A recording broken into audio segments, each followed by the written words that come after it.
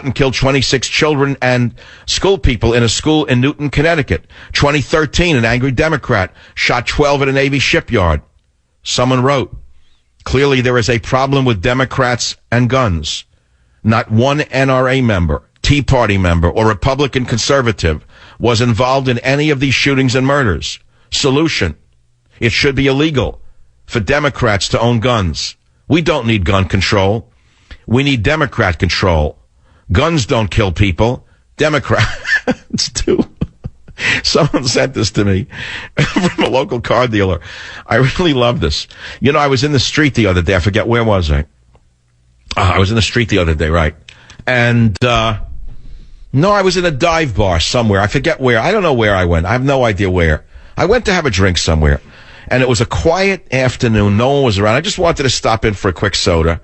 The minute I walk in, there were 4 people, and a guy comes running up. He says, Michael Savage, you Michael Savage. He said, I feel your energy. I know it's you. He said, you saved me. You got me off marijuana. I said, wow, that's great. Then another thing happened to me. The next night, a guy came up and said to me that I saved him. And you know something, at a certain point in your career, you take satisfaction in knowing that your message, after many years, has finally gotten around and that people are listening to you.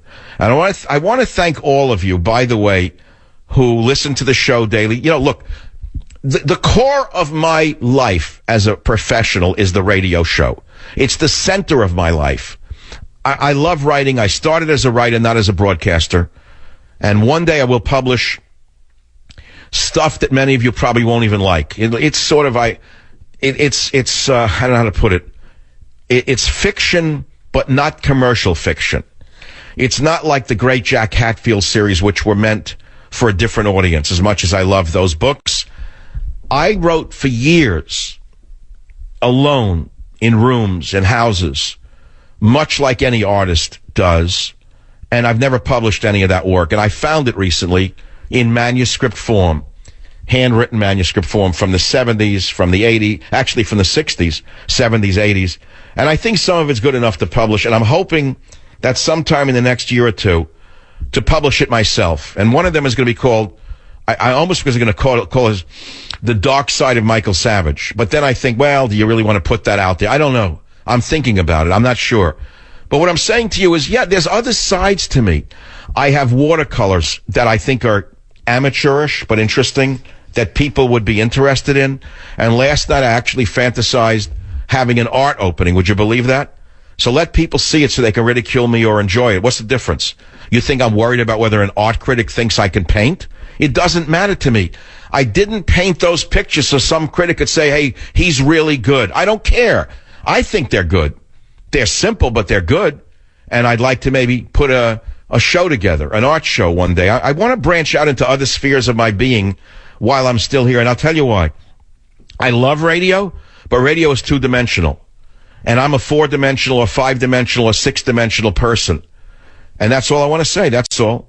So thank you for listening to the show. Thank you for buying Government Zero. It means a lot to me. It's a very, very big deal to succeed at this level, at this stage of my life, after working at it my whole life, by the way. I never thought, I dream. You know, it's like a kid dreams about being an astronaut or a baseball player, but who's really an astronaut or a baseball player, right? I want to be. Well, I always dreamed of being a writer. Well, guess what? I've had 5 New York Times bestsellers in a row. It's a big deal for me. It's happened. And so it's all because of my listeners and my audience. That's all. But there are other sides of me that I think need to live, is what I'm saying. I don't know. Am I explaining myself properly? I think everybody has other aspects of their being that want to be exhibited in the artistic, world.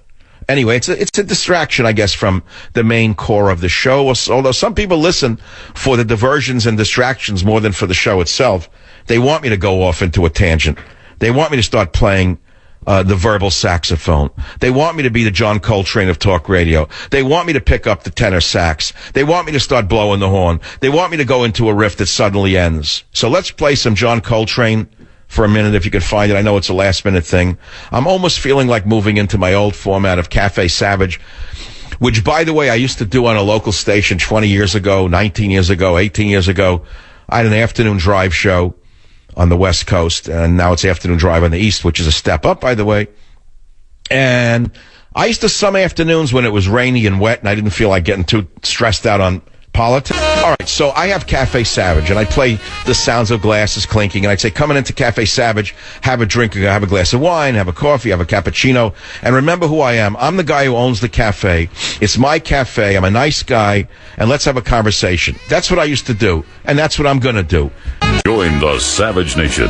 Call now, 855-400-SAVAGE, 855-400-7282. Savage. I would like to be B.B. King for one night in Memphis. Oh, man, what a feeling that was. What music. Good God. Who would you like to be for 1 hour of your life? If you could have 1 hour of anyone's life, well, many of you would say you'd like to be me. You don't want to walk in these shoes 1 hour on the radio. Let me tell you that. Does anyone out there know Latin? Quum Deus vult perdere dementat prius. I hope it's not a dirty word that I just said. Quum Deus vult perdere dementat prius. Anyone who knows Latin, and I mangled it, I'm sure, will win a free copy of Government Zero. I think I know what it means, but I pray to God that I think I know what it means, and it's not a series of curse words, because I'm not 100% sure. I know botanical Latin fairly well. I know genus and species. But Quum, Quemdeus, Vult, Perdere, Dementat, and I'm not talking about Larry David's car. Okay, we're going back to the missile launch. Let's go to WMAL. Fred, you're a submariner. Tell us what you have to say. First of all, Savage, those things are called DESOs. That stands for a demonstration and shakedown operability. And they fire these submarine missiles all the time on the West Coast, on the Pacific Flight Range, which is right near Vandenberg, which I'm thinking that's great. But Fred, hold on. Here's a question. Why did they do this so close to the coast instead of way out in the Pacific Test Range? That's a good question. Normally it's done, far enough out. I mean, you can still see it from the coast if it's shot at night like it was, because I've seen the film. And can't answer that question unless they want. All right, hold it. You're a submariner. What's the range of a Trident missile? I can't tell you that, sir. It's illegal to. I mean, you say it's classified. Well, it's pretty far. Let's put it there. You could probably look it up. I think you can Google it. At the last I checked, I think it was 4,500 miles. In other words, you could reach China with a Trident missile from the West Coast. And I believe that that's what our military is trying to say to the Chinese, frankly. That's what I think this was about. Let's put aside the indigenous conspiracies about Obama and this and that. I think they were sending a strong signal to China, which is don't mess with us. We're not as weak as you may think. Maybe that's it. I'm sending you a copy of Government Zero. This is the Savage Nation. Be here or don't be here.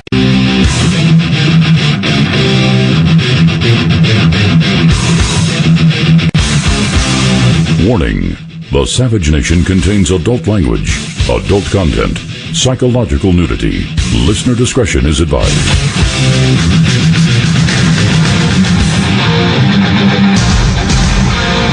And now, America's most exciting radio talk show, The Savage Nation, home of unprotected talk, borders, language, culture.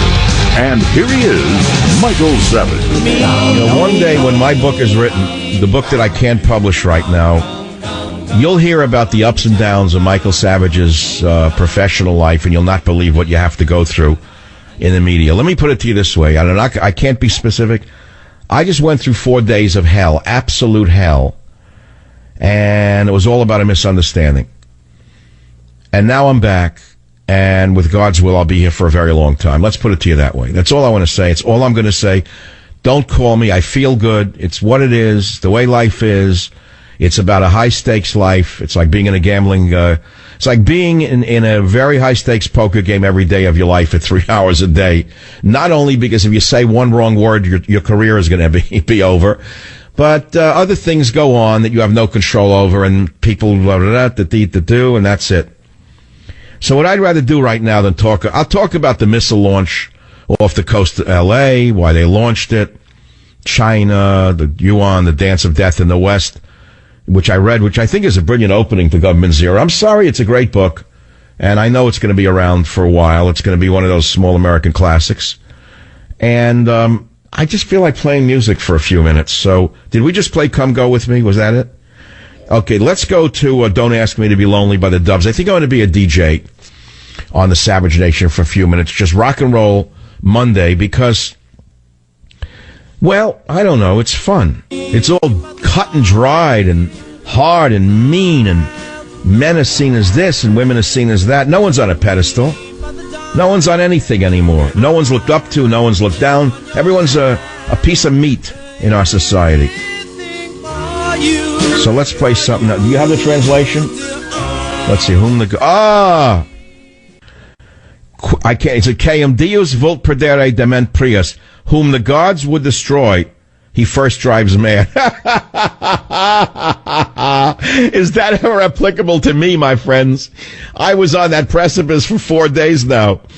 Quem Deus vult perdere dement prius. Pardon me for mangling my Latin, but it's the best I can do as a boy from the Bronx who didn't go to Catholic school. Whom the gods would destroy, he would first drive mad. Is that ever appropriate for this afternoon? Quem Deus vult perdere dement prius. I think I should put this on my bedroom wall, because I could break into laughter every night looking at this one. Thank you, God. Thank you very much for taking me to the precipice and bringing me back, because, you know, it feels good to come back from the precipice of anything. Now we'll go back to regular programming on the Savage Nation by playing a little more music. Instead of talking about the death penalty, how about, I don't know, what do you want to hear right now? I can't ask you because I have my own playlist. We used to have Carl Perkins, Blue Suede Shoes. We have Fats Domino, Blueberry Hill. Bobby Darin, Beyond the Sea. Let me hear Bobby Darin, Beyond the Sea. Because I think sharkskin suit. I think razor-cut haircuts. I think guys who look like men. I don't think metrosexual. I don't think whatever. You think about men wore shoes in those days. I mean, just think about that. Look at footwear. Just look at footwear. Everyone looks like either they're going on a hike or they just came off a basketball court. How did that happen? That every man looks like he came back from a hike in the middle of the Grand Canyon, a backpack and shoes, scruffy beard, and no one wears shoes anymore. Even shoes are gone. Even the shoe is gone. Well, I myself don't wear shoes. I don't like them. I wear a sneaker today. It's not a bad thing.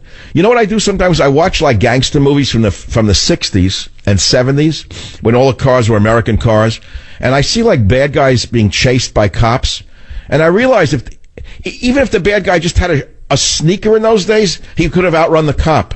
Or if the cop had a sneaker and the bad guy didn't have a sneaker, the cop could have caught the bad guy faster. Or when I see bad guys running through like wooded areas in movies from the 70s, and they're wearing like shoes, like with leather soles, and they're sliding on the leaves, I think, man, if they only had hiking shoes, just think about that one. Anyway, little things like that, I entertain myself with it. Welcome to the Savage Nation. It's around 10 minutes after 5 on the East Coast, about 10 minutes after 5 on the 2 on the East Coast. Where's my clock about what time? I want to know what time it is in Jordan right now. I need my international clock. I don't know anyone in Jordan, but I want to know what time it is. I know it's plus 9 hours in London right now, like I care. What are they doing in London? I'm imagining. Do you ever sit in your house when you're bored and you say, let's say, it's this time here, what are they doing in China right now? Do you ever get that weird parallax view of the universe? Like when you, let's say you live on the West Coast, and then you travel to New York, and you get to New York, and it's like dark, and people are running around, and then you're walking around and saying, like, while I'm sleeping, all this life's going on somewhere? Or like crazy stuff, like the world is not what you think it is. And then you have to deal with that whole issue of what is reality. I mean, your reality is you're going to sleep 10:30, 11 at night. Somewhere else it's morning. Okay, that's a given. But like they're hustling about. Or how about when you leave your normal cozy house and you go to the airport and you see all this rushing and hustle and bustle, and then you're back in your house in a week and say, good God, while I'm laying here, all this is going on at Oakland International Airport or at SFO. And you say, like, what am I doing? Like, what world am I living in? Is this my reality? What's my reality? Watching pelicans hunt for herring or what? See, this is the thing about reality, is you have to understand how difficult it is, because once you eat from the apple of knowledge, you become like Eve herself, and you're cast out of that good place called heaven. And it's very hard to live in the other place without having a multitasking mind that can live in 2 to 3 to 15 places at once, unless you're a very stupid person and you believe Hillary Clinton is the best candidate on earth, and that Barack Obama is an honest, wonderful man who loves America. This is the Savage Nation. The phone number is 85.